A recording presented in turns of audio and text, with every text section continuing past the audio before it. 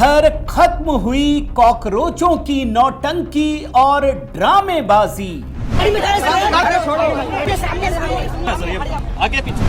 उधर शुरू हुआ अमित शाह का बड़ा एक्शन। इधर जंतर मंतर पर आंदोलनकारियों की खुली पोल। हम लेकर आएंगे हक से लाएंगे।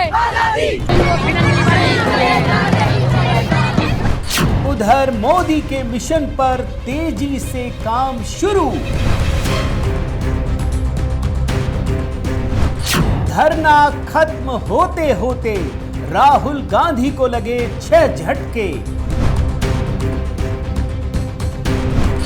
रातों रात पलट गया जेन जी का खेल, कॉकरोचों का निकला दम। सोशल मीडिया वाली और ग्राउंड वाली फील्ड में कितना फर्क होता है, आज आप इस तस्वीर को देख समझ जाएंगे। कॉकरोचों का खेल देखा, अब पीएम मोदी का एक्शन देखिए। साथियों नमस्कार, मैं हरिश्चंद्र बंडवाल इस वीडियो में आप सभी का स्वागत करता हूं। दोस्तों, जंतर मंतर से सारे कॉकरोच भाग खड़े हुए, समय से पहले ही भाग खड़े हुए।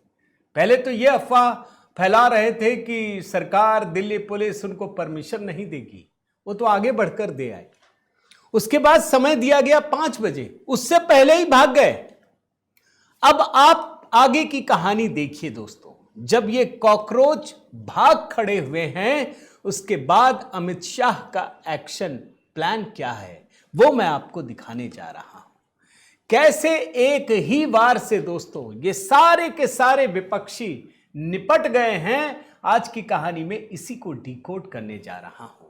और साथ ही राहुल गांधी को 6 बड़े झटके लगे हैं दोस्तों। यह भी दिखाऊंगा कि प्रधानमंत्री मोदी ने अभी कुछ ही समय पहले, ज्यादा समय नहीं बीता है, उन्होंने एक भविष्यवाणी की थी। उन्होंने ये 2 पार्टियों के बारे में एक भविष्यवाणी की थी, वो मैं दिखाऊंगा, वो सच साबित हो रहा है। और उन्होंने ये भी कहा था कि आने वाले समय में वो क्या कुछ करने वाले हैं, उस मिशन पर काम शुरू हो गया है। तो आज की कहानी में बहुत सारी चीजें हैं दोस्तों। मैं निवेदन करता हूं आप देखिएगा, पूरा देखिएगा और आखिर तक देखिएगा। आपको हर पल कुछ ना कुछ नया एलिमेंट आपको इस वीडियो में दिखाई पड़ेगा। एक कमेंट जरूर कर दीजिएगा दोस्तों। आप सभी को राम राम, जय सिया राम लिखिएगा ताकि संवाद का एक सिलसिला भी हो। HB शॉर्ट्स के वीडियो आप कमेंट में लगा दिए हैं दोस्तों, देखिएगा जरूर। आइए शुरू करते हैं एक एक करके। पहले तो मैं राहुल गांधी को जो 6 झटके लगे हैं दोस्तों, उसी को दिखा देता हूं। और ये 6 विंडो में अभी आपको दिखा रहा हूं। देखिए, जो पहला विंडो में है कॉकरोच जनता पार्टी। ये संकेतों में समझिए दोस्तों, ये देश के जितने विपक्षी दल हैं उनके लिए ये बहुत बड़ी अपॉर्चुनिटी की तरह थी। उनको लग रहा था कि यार, जैसे कांग्रेस अक्सर कहती है कि जो अन्ना हजारे ने आंदोलन किया उसका फायदा मोदी जी उठा ले गए, तो भाई मोदी के खिलाफ ये आंदोलन था, आप फायदा उठा लेते। लेकिन हुआ नहीं दोस्तों। तो पहला तो झटका कॉकरोच जनता पार्टी से लगा। दूसरा झटका मध्य प्रदेश से, मीनाक्षी नटराजन को राज्यसभा उम्मीदवार बनाया, वहां क्रॉस वोटिंग की आशंका, इसको मैं दिखाऊंगा अच्छे से। तीसरा झटका कर्नाटक से, बड़ा फैसला लेते हुए DK शिव कुमार को मुख्यमंत्री बनाया। जो रामलिंगा रेड्डी है, बस तुरंत ही इस्तीफा दे दिया, माने झगड़ा झंझट शुरू हो गया। ये तीसरा है। चौथा झटका हिमाचल प्रदेश से दोस्तों, जो पार्टी के प्रदेश उपाध्यक्ष हैं, पूर्व विधायक और कृषि मंत्री के बेटे नीरज भारती ने अपने पद से तत्काल इस्तीफा दे दिया है। यह है एक झटका। एक झटका झारखंड से, अपनी करनी की वजह से वहां झारखंड मुक्ति मोर्चा को नाराज कर दिया है। और छठा झटका तो तमिलनाडु से है, जो कल ही नजर आएगा दोस्तों। और वो आपको इसलिए दिखेगा क्योंकि कल एक नई तस्वीर आएगी। कल तो आपने कॉकरोच जनता पार्टी को देखा, अब आने वाले कल में आपको एक नई तस्वीर दिखाई पड़ेगी। अब आइए मैं आपको पहले शुरुआती पलों में दोस्तों 2 छोटी छोटी कहानियां कॉकरोच जनता पार्टी को दिखा करके उसको समाप्त करता हूं चैप्टर। 2 मिनट की बात है। पहली बात तो यह है दोस्तों कि कॉकरोच जनता पार्टी, भाई 2 करोड़ से 3 करोड़ इतने ही फॉलोअर्स थे ना, इतने लोग भी नहीं पहुंचे दोस्तों कि अपना समय जो अलॉट किया है उतनी देर तक आंदोलन के लिए जंतर मंतर पर रह सके। सब भाग गए एक एक करके, सब के सब भाग गए दोस्तों, कोई नहीं बचा। और मैं तो सबसे पहले इनके जो संस्थापक हैं अभिजीत दीपके, बड़ा एकदम से अमेरिका से भौकाल बनाए हुए थे, हम ये कर देंगे वो कर देंगे, जरा सी गर्मी बर्दाश्त नहीं कर सके। अरे आंदोलन का मतलब क्या होता है? 70 साल से ऊपर की उम्र में अन्ना हजारे 15-15 दिनों तक भूख हड़ताल करके बैठ जाते हैं।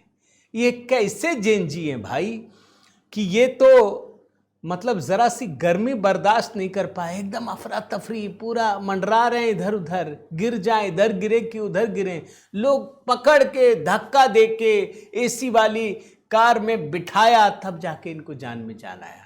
जरा मैं आपको इनका वीडियो दिखा देता हूं, ध्यान से देख लीजिए।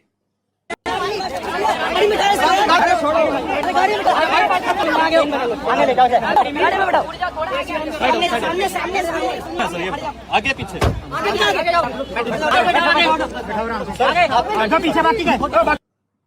अब आपको दूसरी छोटी छोटी खबरें दिखाता हूं और उसके तार जोड़ता हुआ चलता हूं दोस्तों। आपकी नजर शायद इस खबर पर नहीं पड़ी होगी। राज्यसभा में 2/3 सांसद हो जाएंगे एनडीए के, पर लोकसभा में कैसे बनेगी बात? डीलिमिटेशन बिल पर बीजेपी का प्लान। बहुत ही लेटेस्ट खबर बता रहा हूं दोस्तों। 18 जून को 24 सीटों पर राज्यसभा में मतदान होना है। इसमें 15-16 सीटें एनडीए को मिलनी है, उसकी ताकत 150 के पार चली जाएगी। लेकिन जो हालात बदल रहे हैं ना, उसमें एनडीए 2/3 बहुमत के करीब पहुंच जाएगा। इसका मतलब आप समझ रहे होंगे कि अब संविधान संशोधन के लिए मोदी शाह को, प्रधानमंत्री मोदी की सरकार को किसी की तरफ ताकने की जरूरत नहीं है। ये जो चुनाव हो रहा है ना, ग्राफिक्स में आप देख लीजिए, 18 मई को मतदान होगा दोस्तों, और एक एक सीट का आंकड़ा बन रहा है। इसमें 15-16 सांसद एनडीए के कुनबे में जुड़ने वाले हैं। अब इसी कॉन्टेक्स्ट में दोस्तों आपको प्रधानमंत्री मोदी का 2 बयान सुनाता हूं और आपको पता चलेगा कि जब पीएम मोदी बोलते हैं तो उसका कितना असर पड़ता है। ये जो 2 बयान सुना रहा हूं ना दोस्तों, ये कब का बताता हूं। जब महिला नारी शक्ति वंदन अधिनियम को पारित करने की, उस संविधान संशोधन को पारित करने की कवायद चल रही थी, उसको हरा दिया गया, तब पीएम मोदी ने राष्ट्र के नाम संबोधन में कहा था, ध्यान से सुनिएगा दोस्तों, लोग भूल जाते, विरोध करवाकर उन्होंने कहा था कि कांग्रेस ने इस संशोधन को गिरवा करके कई क्षेत्रीय दलों के भविष्यकार को अंधकार में धकेल दिया है। 2 राजनीतिक दल का भविष्य मटियामेट हो गया, एक डीएमके और दूसरा टीएमसी।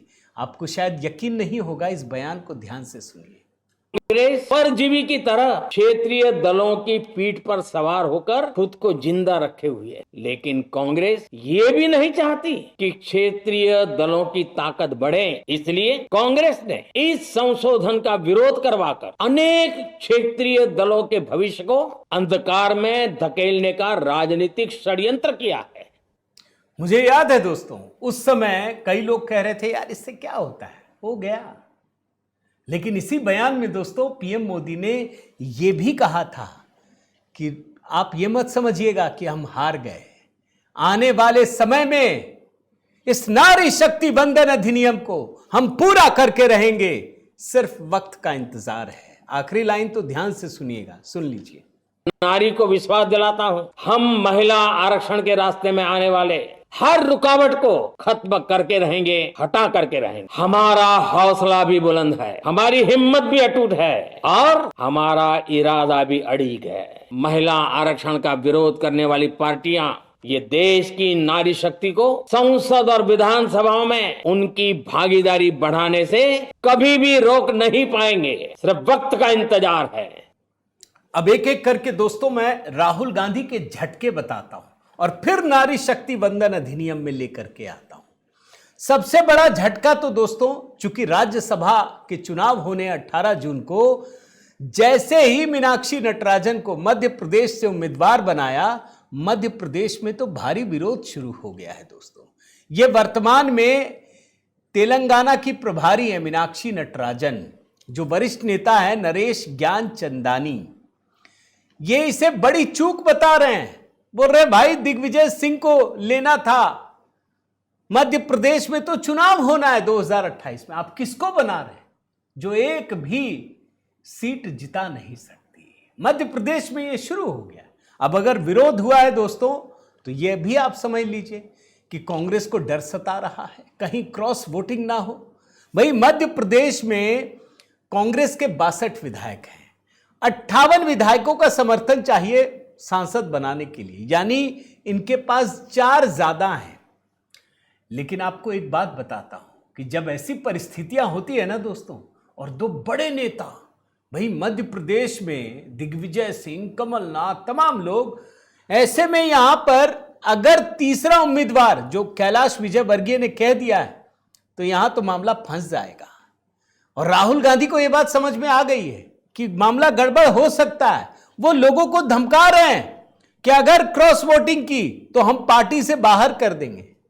आप कैसे बचा लीजिएगा? आपकी तो पूरी पार्टी एक बार उड़ा के ले गए थे सिंधिया, आप कुछ नहीं कर पाएंगे। और अब यह रणनीति बन रही है दोस्तों कि क्या कांग्रेस के विधायकों की बाड़बंदी की जाए, क्या सबको उठा करके तेलंगाना, कर्नाटक या केरल कहीं लेके चला जाया जाए। यह स्थिति हो गई है। विधायकों की संख्या ज्यादा है, यह राहुल गांधी की वजह से हो रहा है। अपने ही विधायकों में डर पैदा हो गया है। एक झटका दोस्तों झारखंड में भी। झारखंड में बिना हेमंत सोरेन से बात किए कांग्रेस पार्टी ने अपना उम्मीदवार खड़ा कर दिया। अच्छा, दोनों अगर मिल जाएं तो जीत जाएंगे। ज्यादा सीट तो कांग्रेस के पास है, उनके पास तो 4-5 ही बच रहे हैं। लेकिन हेमंत सोरेन को बुरा लग गया, उन्होंने कहा हम दोनों में खड़ा कर देंगे। फिर बाद में बातचीत हुई, फिर हेमंत सोरेन ने सिर्फ एक उम्मीदवार खड़ा किया। लेकिन कहते हैं ना कि एक बार अगर धागे में गांठ पड़ जाए तो फिर वो बढ़ता ही है। और ये राहुल गांधी की वजह से झारखंड में ये परिस्थिति पैदा हुई है दोस्तों। एक झटका कर्नाटक से लगा है। मैं आपको झटकों के बारे में तुरंत बता देता हूं। रामलिंगा रेड्डी पहले ही दिन, अब सोचिए, शपथ लिया। विभाग बंटवारे से नाराज होकर रामलिंगा रेड्डी ने तुरंत इस्तीफा देने का ऐलान कर दिया। यह परिस्थिति है, यह राहुल गांधी के लिए झटका है। और कर्नाटक की जब बात कर रहा हूं दोस्तों, तो यह भी झटका है कि इनके जो सिद्धारमैया मुख्यमंत्री, उन्होंने साफ साफ कहा कि हमको कहा गया, हम छोड़ दिए, अपने मन से नहीं छोड़ा है मैंने। अब राहुल गांधी बड़ा दिखने के लिए कह रहे थे आप राज्यसभा सीट ले लो, बोला नहीं चाहिए। तो कर्नाटक से भी झटका लगा। लेकिन एक ऐसा झटका दोस्तों जो विश्वास पर आधारित होता है, वो तमिलनाडु से लगा है। अब जानते हैं ना, कल ही इंडी गठबंधन की 15 पार्टियां बैठक कर रही हैं। अब कितनी पार्टियां आएंगी नहीं आएंगी ये तो कोई नहीं जानता। लेकिन तमिलनाडु में डीएमके ने साफ ऐलान कर दिया है कि वो इस मीटिंग में नहीं आएगी। साफ कह दिया है। डीएमके ने दोस्तों आगे बढ़ करके यहां तक कहा है कि जहां भी कांग्रेस खड़ी होगी वहां डीएमके नहीं जाएगी, हम जाएंगे ही नहीं। आप सोचिए, ये एक ऐसा चरित्र है कांग्रेस का जो सीधे सीधे डीएमके दिखाने का प्रयास कर रही है। अब इन परिस्थितियों के बरक्स दोस्तों, जरा भारतीय जनता पार्टी का नया गेम प्लान समझिए। प्रधानमंत्री मोदी क्या मिशन बनाकर चलते हैं, अमित शाह क्या कर रहे हैं, उनके दिखाए मार्ग पर कैसे आगे बढ़ने की तैयारी कर रहे हैं। और यहीं पर आकर के 3 चीजों की बात करनी जरूरी है। पहला, नारी शक्ति वंदन अधिनियम जो अभी छूट गया, परिसीमन, डिलिमिटेशन, और तीसरा, एक राष्ट्र एक चुनाव। फिर से उन दोनों विधेयकों को और एक राष्ट्र एक चुनाव, इसको पेश करने की दोस्तों तैयारी शुरू हो गई है। राज्यसभा तो आपको दिखा दिया, अब जरा लोकसभा को भी देखिए। भाई लोकसभा में टीएमसी के 28 सांसद हैं। जी हां, एक की डेथ हो गई, 29 जीते थे। और 22 सांसद डीएमके के हैं। यानी दोनों पार्टियों को मिला करके 50 सांसद। बस यहीं पर अमित शाह की नजर टिक गई है, सरकार की नजर टिक गई है। मैंने तो डीएमके की कहानी दिखा दी। अब ना तो राज्य में सत्ता में, ना कांग्रेस के साथ कोई चारा चलने वाला है। अब उसका रुख तो आप समझ लीजिए, क्यों बदलेगा मैं वो दिखाऊंगा। लेकिन टीएमसी का हाल आपको दिखा चुका हूं दोस्तों, फिर से बता दे रहा हूं। कम से कम अभी शुभेंदु अधिकारी दिल्ली गए, पता चला 20 सांसद साथ में थे। और यह बात तो ममता बनर्जी भी समझ रही है, यह बात हर पार्टी समझ रही है कि टीएमसी का एक भी सांसद, 2-3 अगर छोड़ दें तो अधिकतर वहां से हटने की फिराक में है। और इसीलिए दोस्तों मैं थोड़ा सा बैकग्राउंड आपको बता दूं कि 16-18 अप्रैल याद कीजिए, जब 4 राज्य और एक केंद्र शासित प्रदेश में चुनाव चल रहे थे, उसी समय जानबूझ करके ये लोग बोल रहे थे ना चुनाव इसीलिए लेके आए, बिल्कुल उसी लिए लेके आए थे ताकि देश को बताया जा सके कि आप करते क्या हैं। 16 से 18 अप्रैल को महिलाओं को 33% आरक्षण देना था, लेकिन किसी का सीट नहीं काटना था। इसलिए परिसीमन 850 सीट बढ़ा करके 131वां संशोधन लेकर आई थी, वो गिर गया। अब दोबारा परिस्थितियां जब बदल गई हैं दोस्तों, तब जाकर के प्रधानमंत्री मोदी फिर से इस मिशन को लाना चाहते हैं। और क्यों, मैं आपको बताता हूं। भाई डीएमके का विरोध क्या था कि डीलिमिटेशन से हमको नुकसान होगा। क्यों नुकसान होगा? तो उस समय दोस्तों गृह मंत्री ने बात मान ली थी। मैं आपको जरा दिखाता हूं कुछ उस समय का बयान।